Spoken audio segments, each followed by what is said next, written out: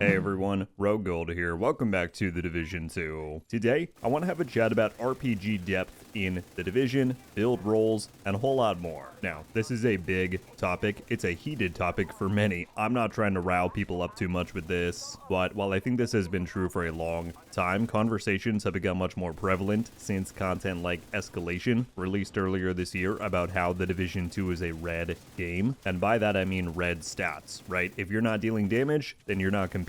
Now, please understand, I'm being slightly hyperbolic when I say that. This argument really only applies in a very endgame-centric context. If you play the game casually or on lower difficulties just for the fun of it, of course you can use whatever you want and you're gonna have a great time. And beyond that, when I say go red or go home, I'm not trying to invalidate the importance of having a healer. In many endgame modes, status effect and crowd control builds have their place. You see your occasional tank. But the underlying point here, as I'm sure many of you know, is that the Division 2, and I think the Division 1 before it to an extent, have a big build diversity issue. And that's due to a number of factors. Encounter design, gameplay design, how our build system by nature is set up. Now, this is an issue that the devs are aware of. At the beginning of the season, we saw them make some changes to the escalation mutator, selection, and rule sets, which in turn give a lot more breathing room for CC builds in particular. That was very much a band-aid fix, though it does not address the more core issues and factors contributing to this outcome. And, you know, with content like a new incursion on the way, Steel Creek is leaked/rumored to be here in just under a month on August 11th. The big question that I know many people are asking is, will this repeat the pattern or continue the cycle? The devs claim that it has been designed to challenge us mechanically, but also in terms of RPG choices and roles. But they also made similar claims about Paradise Lost back when that released, which for the most part ended up just being a pure DPS check. So, you know, this seemed like an apt time to weigh in on this discussion. It goes without saying, but everything I talk about in this video is entirely my own opinion and perspective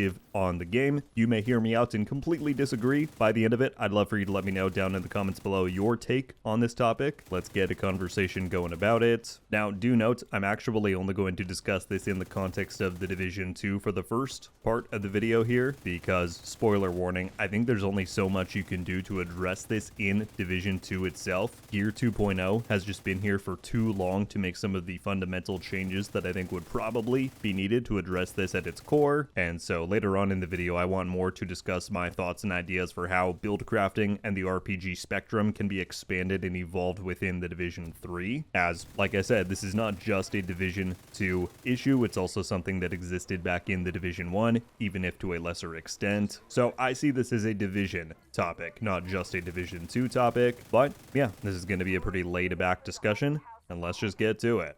Now, before we really dive in here, I think it's important for us to step back and clarify what exactly is at issue here. The claim that many in the community hold is that high damage based builds, gear sets, talents, etc., they just hold so much more relevance and use when it comes to competing in higher tier and more hardcore endgame content that it in turn renders so much of the Division's fantastic build varieties out there useless in those scenarios. And that ultimately acts as a betrayal of the franchise's core fantasy and promise, which is that you have endless build options out there to make your own custom badass loadout, and you can then use that to beat the game's content in creative ways, right? Now, to be clear, in most cases that can remain true. If you're willing to sit in a tier 10 escalation mission for all 60 minutes on the clock, you can probably find a way to beat it using, I don't know, Ortiz Xero, right? But when you can complete that same content using a 6 red striker build in, let's say, 15 minutes, that's where the big disparity here comes into play. So why is this? What led us to this current situation? Well, I'd say there's a variety of factors contributing. Balancing is of course one, or lack thereof. Back whenever Striker received its double buffs, which I think was in TU14 and then TU16, they first removed the ability to lose stacks when you miss shots, and the other then allowed us to build up to 200 total stacks via the chess piece. Those changes propelled the set to the stratosphere in terms of power and viability,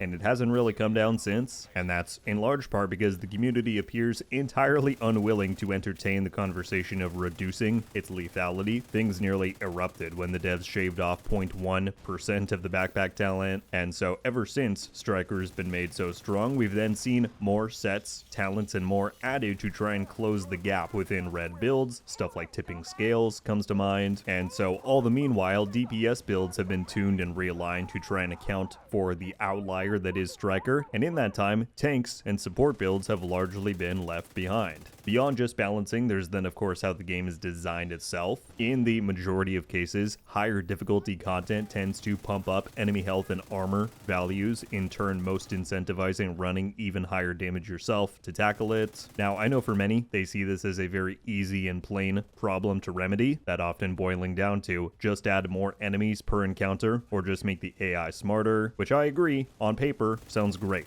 Let's do that. Unfortunately, that is then when you start to run into tech limitations. Now, I'm not going to say that this is entirely the reason why doing these things is difficult, as I'm not a game dev, but from what the devs have said over the years, from different conversations that I've had, The Division 2 has hit its limit in terms of how many enemies can be on screen at once, that being in modes like Countdown. You can't go much higher than that, or old-gen consoles will crash. But okay, instead of that, maybe you think tuning the AI could be more feasible. My understanding is that it is a much harder task than you would think, especially when talking about retuning existing factions and archetypes that all have their own existing behaviors and combat patterns. Basically, any change you make in that regard requires memory and computation considerations, which again is when you run into a wall pretty quickly when developing for the Xbox One and the PS4. Just another reason why we need Division 3. Thank you. But then, like I mentioned, there's also encounter design. Now, this more applies to content like raids, incursions, or legendary or master bosses, and of course that is only a small slice of the game. It does not represent the totality of the content on offer, but in these curated experiences that are meant to test our build synergy and creativity, all too often the answer is just go further and further red. Think about Paradise Lost. Does Right or the Lovebirds involve any mechanics that say this requires X amount of armor or damage mitigation to protect the entire team or you wipe?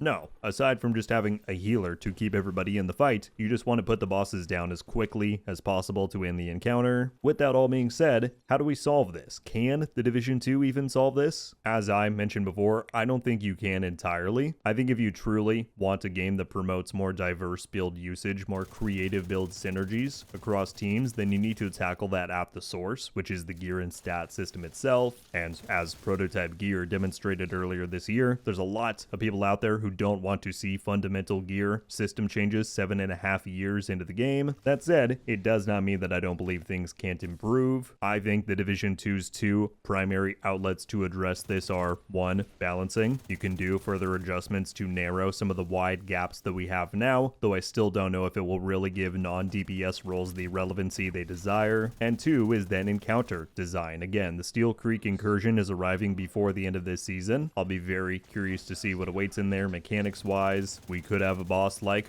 Right or the Lovebirds that does a bunch of crazy stuff, but ultimately, if you kill them quickly enough, you win. Or maybe, and keep in mind this incursion is happening within a dam, maybe there's a boss that has some kind of huge directional attack, and if you're not damage absorbent enough to block that attack for a sustained period of time, then it hits dam infrastructure, it breaks, and you lose the fight. That specific idea gives me flashbacks to one of my favorite examples of when the game did right by non-DPS builds, that being back in the Stolen Signal incursion in Division 1. In that, the boss would mount a minigun and fire it at 3 different hostages, and unless you had a strong enough shield to stop it, the hostages would die and you would lose. It wasn't a 100% foolproof mechanic. There were ways to get by it without having a dedicated tank, but I do think it's much closer than many mechanics that we've seen since. So more stuff like that, or I don't know, a mechanic where sustained healing over a 20-second period is required to live through something, make healers more mandatory beyond their usual status. There are things you can do, but again, without deeper changes, those are the outlets that I believe the Division 2 is mostly restricted to in order to address this. But where do they have a chance to make some of those deeper, more fundamental changes with all of this?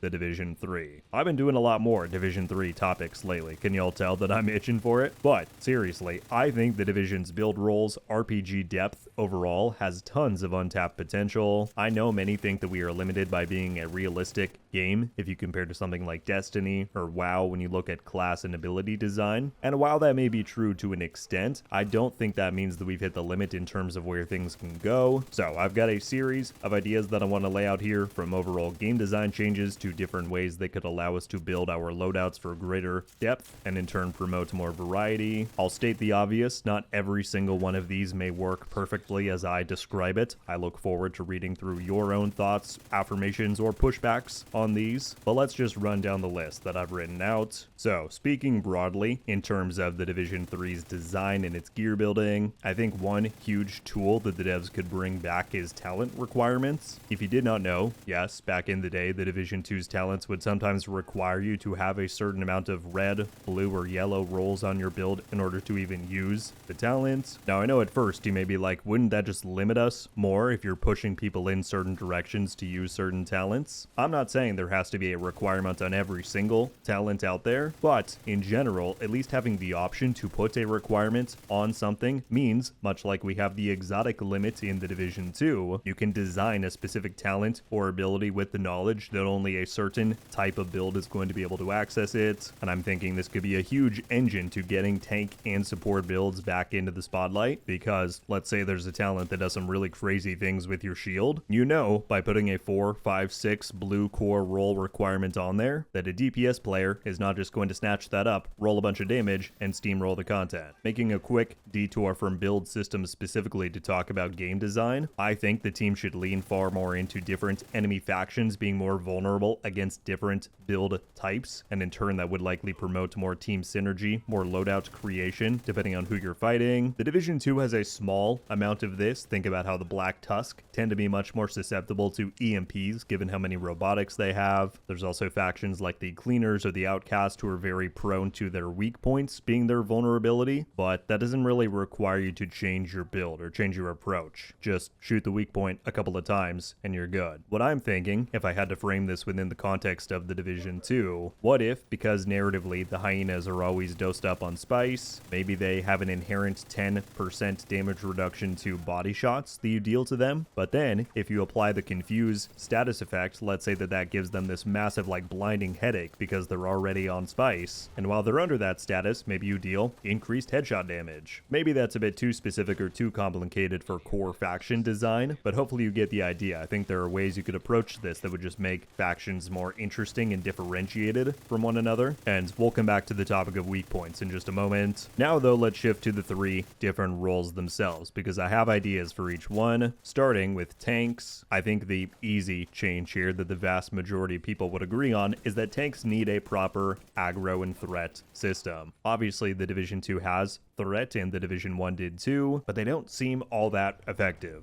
So I think when designing Div 3 would make sense for threat or aggro to be a stat that you can spec into on your gear, or just one that pops up more frequently in terms of gear set descriptions or whatever. Meaning, if you want to be that tank, you want to run out there, grab everybody's attention so that your team can damage them more safely, that is something you can properly execute. That said, you also don't want to trivialize things too much, so you could have certain enemy archetypes that ignore threat or just less affected by it, and that would then still require team communication to prioritize targets or just have backup plans. Beyond that, though, I think there is a whole realm that could be explored in terms of tanks giving your team different buffs, or in turn giving the enemies different debuffs, beyond just the concept of damage resistance. I mean, very often in the Division space, the gold standard for a tank build is D3 FNC or defense from Div 1, and while I agree it was a fantastic set, it essentially boiled down to you're very tanky, and if you use the classified version, if you get shot, then your team gets damage resistance and damage. It was cool. It wasn't terribly creative, I would say. So, for example, let's say something like they make a gear set where as you take more and more hits, you build up this like fire blast ability, and then once you pass a certain threshold, that gets shot out, enemies around you get ignited, and maybe it grants your team increased damage to enemies on fire. That may not be revolutionary on its own, but let's say you combine that with the idea that we just talked about, where perhaps there's an enemy faction that is particularly susceptible to fire. Okay, suddenly that build has more relevance against that faction. Maybe there are ways you could spec into a support or damage build to better back up fire-based damage. That's just scratching the surface, but I think there's a lot of room for improvement for tanks to just be able to do more than they do right now. Alright, let's then talk on the support and skill side of things. For one, on the skill side, I think there is just so much untapped potential in terms of skill fantasy. Too often, our talents and certain sets in the Division 2 just deal with building up stacks. Those stacks give you more damage or whatever. But you look at a set like Ortiz Xero, which is weird. That's now the second time I mentioned it in this video. Even though it's not all that relevant in the current sandbox, it's still a really neat set. It changes the behavior of your incendiary turret, lets you do things with it that no other skill or skill build could do. That kind of stuff is cool. Add in sets or talents or abilities that change the functionality of your skills, let you spec into some super niche kind of role or playstyle. Beyond that, I think we need a much more in-depth hacking system, and this goes both ways. But for example, this season you saw the need for that when it came to the PvE Dark Zone and hunters just automatically hacking any deployed skills at extractions. While I think skill hacking should be a type of threat that skill build players have to deal with in higher end PvE content, it shouldn't just be the case of if the enemy has the ability to hack, then you automatically lose your skill. But why not turn it into some kind of real-time minigame? And that might sound a little bit silly, but let's say Isaac says hacking attempt in progress. You look over at your deployed skill, maybe there's a ring that's appeared around it, and you have to like time hits of the skill input button to thwart off the hacking attempt. That way it's still a risk and you have to pay attention, but at the same time you have a chance to counteract it. And then on the other side, and I've thought this for years, but there absolutely needs to be a way for us to hack opposing skills, because let's say that bosses in the Division 3 much more frequently use shade tech or other types of deployable skills. Maybe you could build into that and become a hacker yourself. Let's say you hack like 3 different drones on the field at once, you deploy your own, suddenly you have a mini army of 4 drones going out and shooting stuff.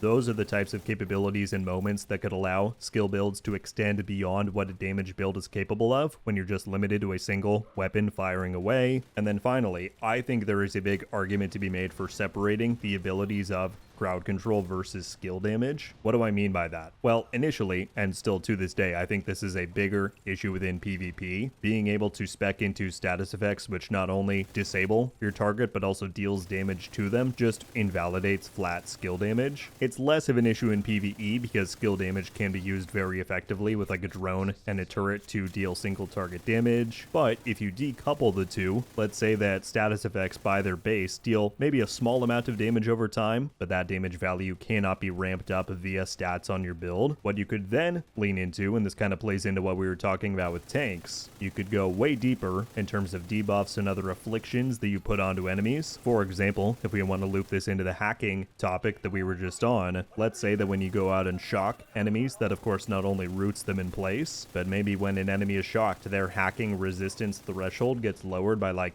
80%. You can make a build that becomes an immobilizer and a hacking master. Or carry that same principle to any other status effect and any other abilities and debuffs you want to give that status. I just think there would be a lot of benefit to splitting those two types of skill builds and giving them more depth on their own. Alright, but finally let's talk about damage-based builds. Of course, this is the primary offender of the current issue that we have in game. So what can we do to try and make damage builds not quite as dominant? Well, for one, I think there needs to be an attempt made to diversify and deepen the types of damage builds you can make, right? Right now, under Gear 2.0, you go crit or you don't really go anything else. Of course, there's certain cases for headshot builds, whether it be a determined setup or whatever else, but crit is just so good. And again, if you want to increase your damage on your weapon, there's 2 options, crit or headshot. To circle back around to what we talked about at the beginning of this section, what if weak points damage became its own secondary stat? Targeting weak points on factions like the Cleaners or the Outcasts, as we mentioned, are super strong to combating them,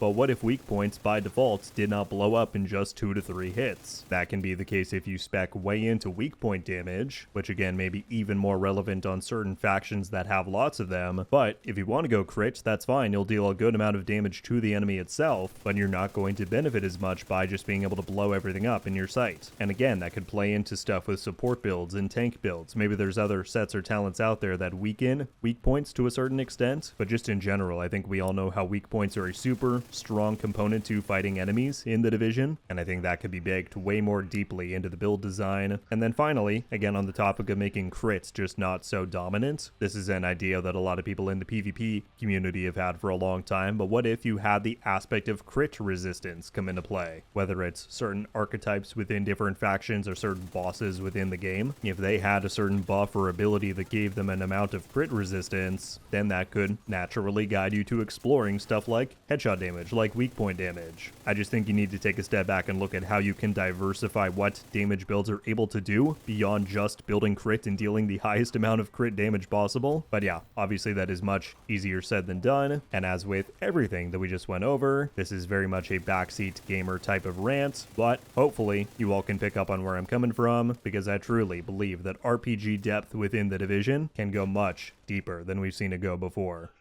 So there you have it, everybody. Those are some of my thoughts on the topic of build diversity and the lack thereof in the Division franchise, why I think we have the problem in the Division 2, what can be done to address it in the Division 2, and where I think even more opportunity lies in the core design of the Division 3. As I said at the beginning, I know this is kind of a hot button issue. I would love to get your guys' thoughts on it. You may very well disagree with a lot of what I said in this video. That's okay. Let me know why down below. But yeah, not too much else to say. That's most of what I wanted to get out today. Before we sign off, have to give a major shout out and thank you to all of our channel members. Thank you guys so much for the ongoing support you show myself, show these videos. It's beyond appreciated. But that's all for me. I'll see you back around next time. And until then, RogueGold. Ow. Oh! We just got a Ravenous! Haha! I might not be friendly. Let's go. Coming to the Division 2. Let's go. And